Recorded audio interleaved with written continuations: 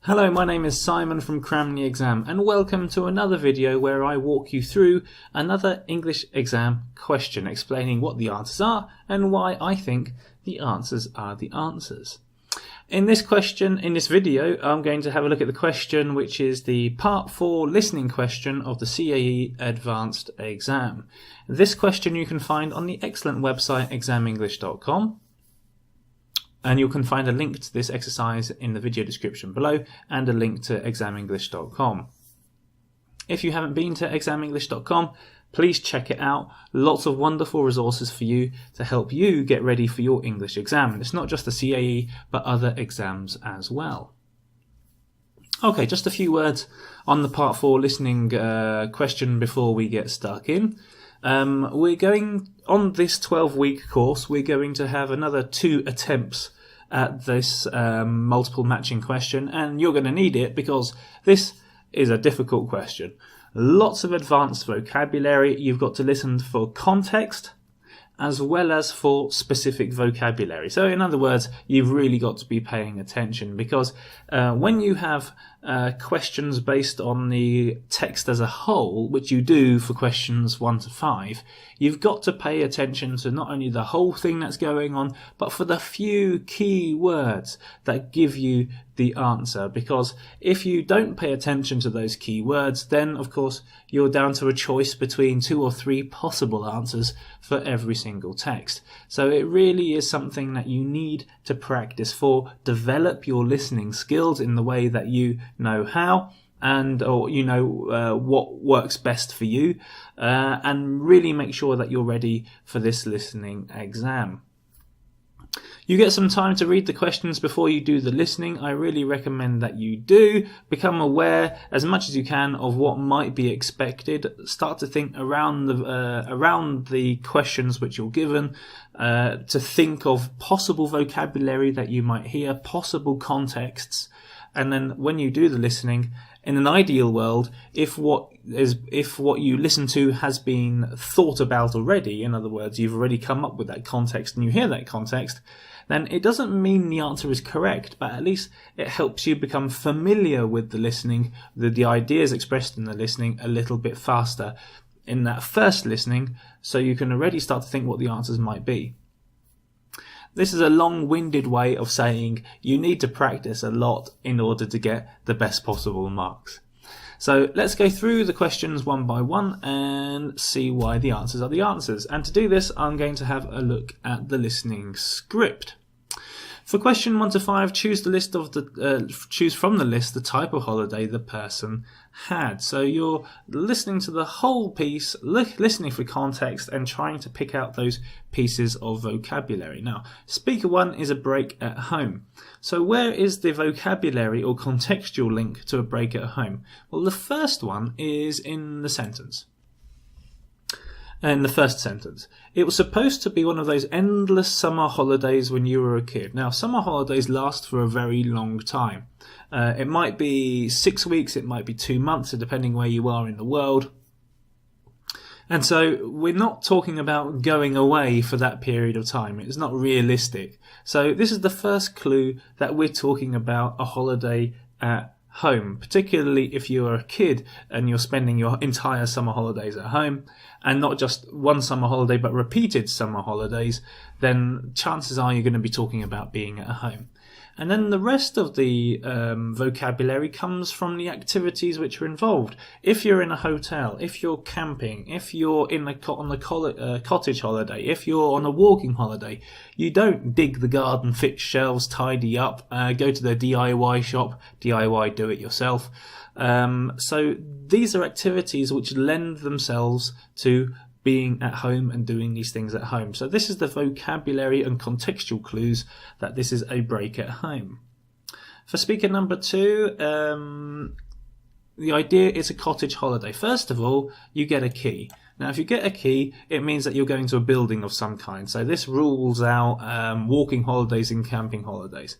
it says we didn't have to deal with anyone, no hanging around in airports, no checking into hotels, no lugging baggage vast distances, or speaking in another language. So this rather gives you the idea that this is in the same country that the person lives in, which is the idea of a cottage holiday. You don't generally go, well, saying that you don't generally, you might.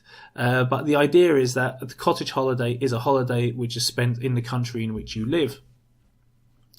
And then, and this is it had all of the home comforts, and it was clean and tidy, and it was near a pub near the riverside.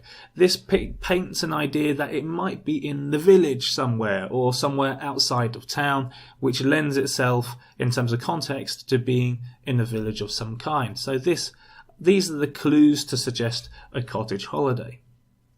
For speaker number 3 is a walking holiday. The clues for walking: first of all, hard work, getting up at the crack of dawn, so we could get well on the way before the heat of the afternoon. So we're going somewhere.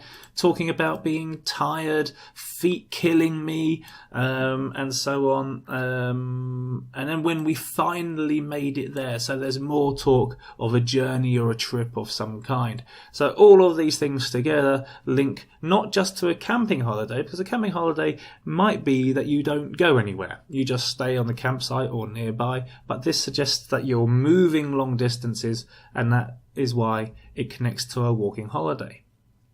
For speaker number 4, first of all, my husband's been pestering me for weeks. This is the first clue that it might be something to do with family-related issues. Being on your best behaviour and making polite conversation. When you go on holiday, you don't have to talk to anyone, but if you go spend time with your family, you might have to engage with them. And then there's this thing, we did have to chip in, we did have to help, in other words, with the washing up. You don't do the washing up in a hotel or something like that. And so these are the clues. These, and you got, in a hotel you might get waited on hand, and in some hotels that might happen, but in a family environment this also might happen. So all of these things, the reluctance, actually it wasn't too bad, etc., etc. These link to the idea that this is a family holiday, a stay with relatives.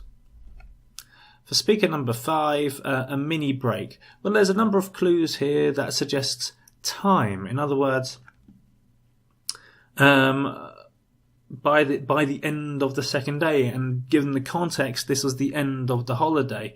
Where else? Then it says a change is as good as a rest. So change might indicate a very short period of time, not necessarily a longer 2-week holiday. And is there any other vocab for time? No, that's about it, I think. So just a few little mentions within that context that suggests that this is not a longer holiday, but this is just a mini break. Okay, let's have a look at 6 to 10. And let's look for the vocabulary which suggests our answers. It wasn't as restful as expected. And we get that here at the end.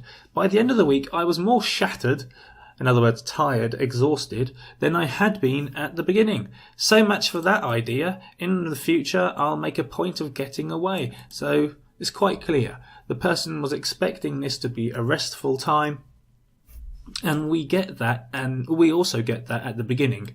Just pottering around, in other words, just going around doing nothing, watching TV, staying in bed, seeing some mates.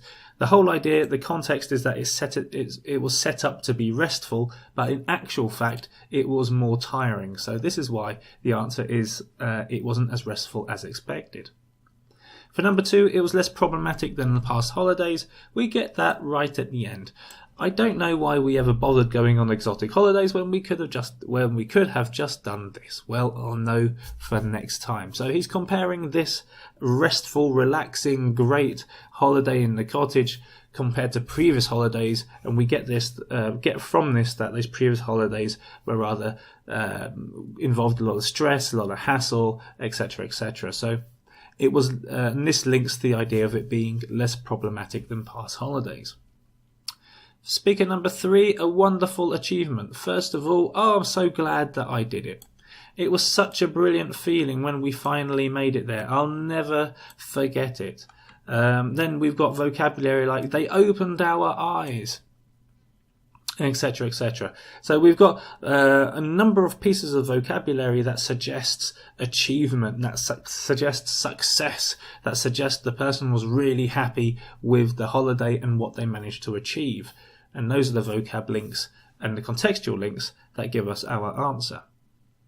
For speaker number 4, it was surprisingly relaxing, and we get that in the last sentence. I didn't expect to feel as refreshed by the end of it as I did. Clear vocabulary link to being surprisingly relaxing. And lastly, for question number 5, if you're not familiar with this vocabulary, make sure that you're familiar with it now. We've got this expression at the end. Well, a number of expressions, but the key one is a change is as good as a rest. A nice little expression which basically means that if you do something different, it has the same effect as going on holiday, and that links directly to it was a break from the usual routine, particularly as he agrees with this using another expression, it must be true what they say. In other words, that speaks for itself. I'm not going to explain that one. So what he's saying here is exactly that. It was a break from the usual routine. It had some benefits and I feel good because I had that rest. Another expression that he uses at the end, but now it's back to the grindstone. In other words, time to go back to work and earn that money. So lots of expressions at the end of speaker 5. So it's another good reason.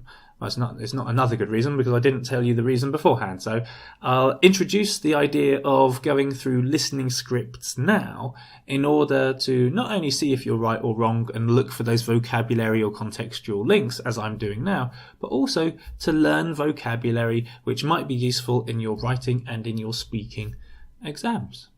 And that's why I think the answers are the answers.